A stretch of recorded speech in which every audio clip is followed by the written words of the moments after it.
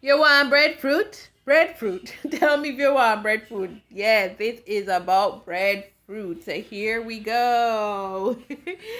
So I got this breadfruit at the farmer's market and I'm going to roast it in the oven. Normally we roast it over open flame in Jamaica, but because we're here in the US, we're going to do it in the oven. So I got this at my farmer's market. It was pretty cheap, like $2 or less. Um, So here I am with my breadfruit. I'm getting my cutting board. So what I'm going to do is to try to get out that stem. So while it is roasting in the oven, it can get the heat on the inside. So I'm going to use my knife and I'm going to cut it out as best as I possibly can. As you guys can see me showing you here. Comment down below, let me know if you guys have ever had breadfruit before. It can be roast. It can, after you roast it, you can have it just as is, or you can fry it in shallow oil, or you can use it just like this, peel off the skin and boil it. Boiled breadfruit is delicious. Also, this is how you make potato salad. You can use breadfruit to make breadfruit salad. That is delicious as well. Here I have get out my stem. Then I'm going to make an X at the bottom. That is also so the heat can get in as well. And I'm going to roast it in the oven at 350 degrees for roughly about 2 hours or until done. So this is it. And we're going to put it in our oven on 350 and we're going to give it 2 hours.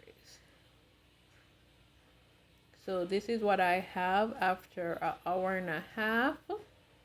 It still needs to go some more, so I'm going to put it back into the oven. But as you guys can see, the eggs got more wider because the heat is seeping in. So we know it is cooking on the inside. So this is what we have. It's going back into the oven for about 30 minutes. So that's why I was like 350 degrees for about 2 hours. And that you will have your roast breadfruit. So once I take it out, it's all done. So now it's time to peel it. You can wait until it's cool to peel it, or you can peel it right now if you're able to handle the heat. I have on a mitten on my hand, as you can see here, because it's hot.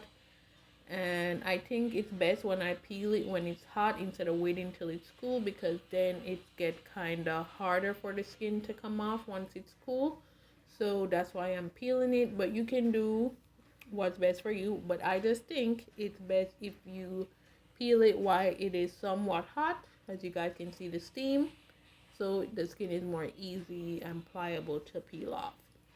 So we're going in and we are going to peel it. We're going to cut out that middle part, as they call or refer to as the heart, and we're going to peel it. As I'm going to show you guys here, I've cut it into 4 pieces.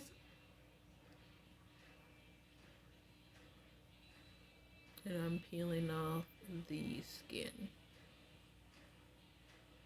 So you're just taking off the thin layer off the skin. You don't want to junk it off. And what I normally do is, like, if I'm not going to use it right away, I put it in Ziploc bag and I freeze it. Or if I'm going to use it right away, then I just either fry it in shallow oil, or you can have it just like this once you peel off the skin and cut out that middle piece.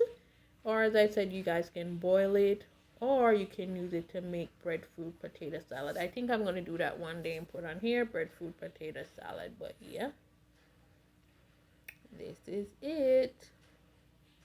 And I'm just going to repeat the same step for all other pieces.